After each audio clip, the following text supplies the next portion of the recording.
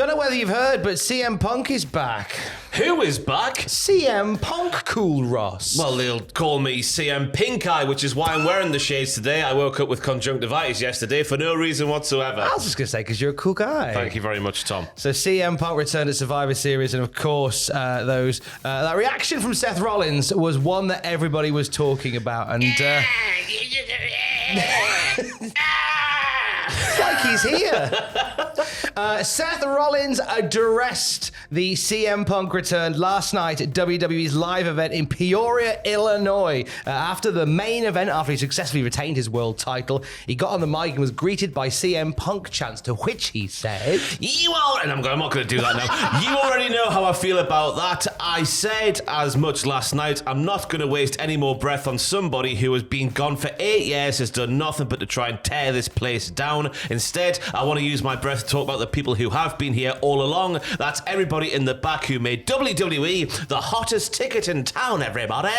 That's every single one of you out here tonight. Well, a lovely thing to say to everybody there, but it certainly fuels that fire that there is some legit beef between Seth Rollins and CM Punk. And it's something that it feels like the company are going to capitalize. Obviously, as you say, he was very visibly upset by CM Punk's return to Survivor Series. Fightful tells us most people in the company believe that Seth Rollins doesn't like CM Punk, but is wise enough to capitalize on that by working heavily. What a pro. I'm fully of the belief that what we're seeing now is a big old worky Workington, but it's based in reality. I don't think Seth Rollins' comments of CM Punk being a cancer earlier this year came out of nowhere. I think that's probably just the way he feels about the guy, but there is money to be made. It's what's best for business, everybody. And so we're going to do it. We are, and business is looking good, especially for if Kermit 125 is to be believed. So it's a strange one to cite, but if you've been paying attention for a long time, you'll know that name jumps out at you like a frog off a lily pad.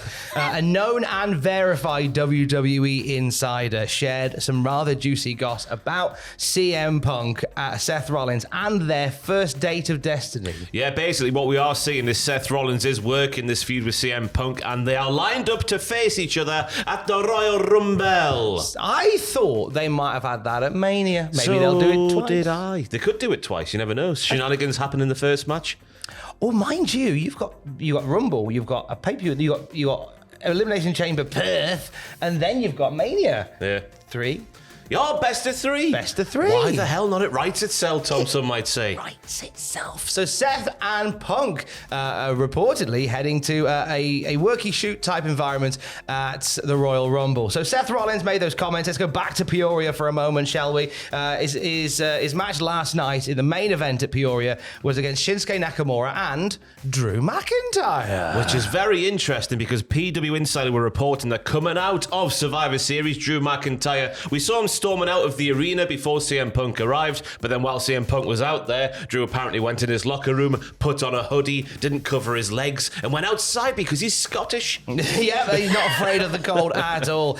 So a lot of people saying that there was some issue with Drew McIntyre. Obvious to everyone around that Drew was angry. No word as to why, but Fightful Select said that McIntyre's upset was due to apparently things broader than CM Punk. Ooh. So like Mr. Strong. I was going to say, Mr. Men, he's quite I'm just trying to think of all the big boys on the roster. He's got heat with Jonah.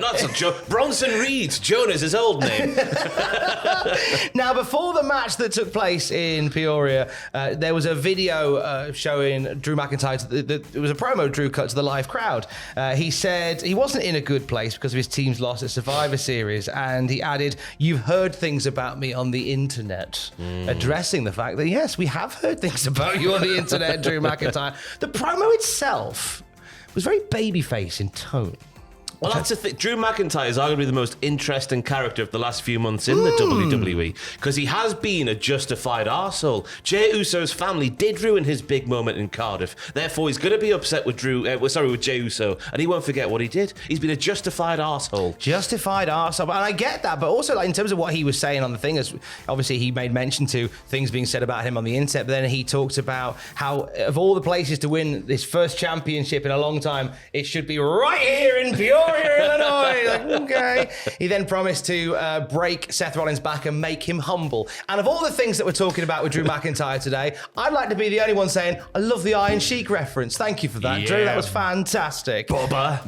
Yeah, break his back, Bubba. Now, meanwhile, let's dip back to this initial report about Drew and Seth Rollins, and Fightful Select have added a few more notes to that, haven't they? Yeah, they say the initial report suggests. Well, sorry, where am I going with this, Tom? I've lost where I am. So the initial report suggested that competitors in the men's War Games match didn't know that CM Punk was about to return. Continue. They were saying they were pulled one just before the match began. Drew McIntyre and Seth Rollins knew what was going on. My pink eye is watering. I'm struggling to cope. According to they were visibly upset when they were told the news backstage, not in the ring, not going down the ramp. They were visibly upset when they were told about CM Punk arriving before the match, and that was their respective reactions. Yeah, so there was a lot that was said about the fact that maybe the guys in the ring didn't know that CM Punk was going to come out, and reports have been revealed since then that they did know. They were taken to one side just before their match started, which possibly might explain their reaction. And also, that's an interesting line for Fightful, visibly upset when they were told the news. Damn it! What are you? Oh, drat! Gosh darn it! The one thing I mentioned this on the video with Adam yesterday, how with Drew, Drew's been such a phenomenal company guy, the ultimate company guy.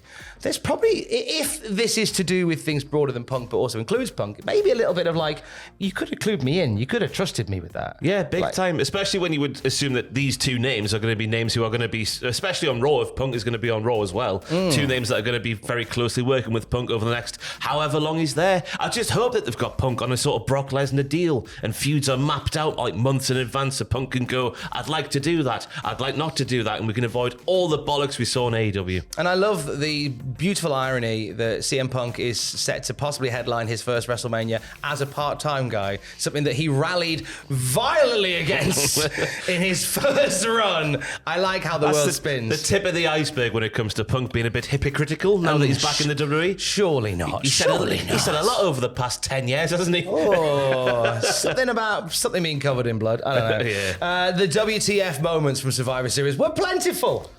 And Ross broke them all down. Yes, we did. The video is on the channel right now, as is what happened at Survivor Series. If you can't be asked to watch the whole show and you just want a 20-odd minute breakdown of what went down, that's on the channel as well.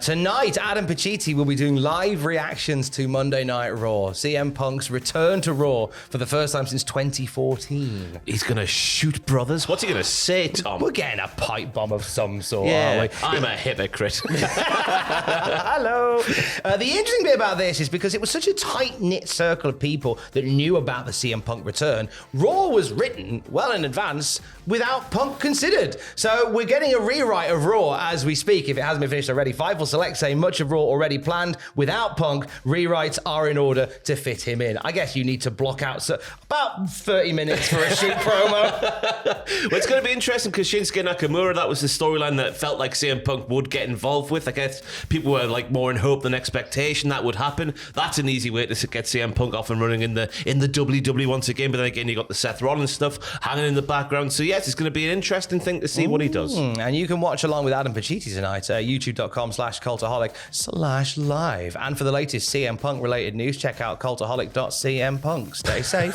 CM Punk. Punk, pink eye. Punk, pink eye.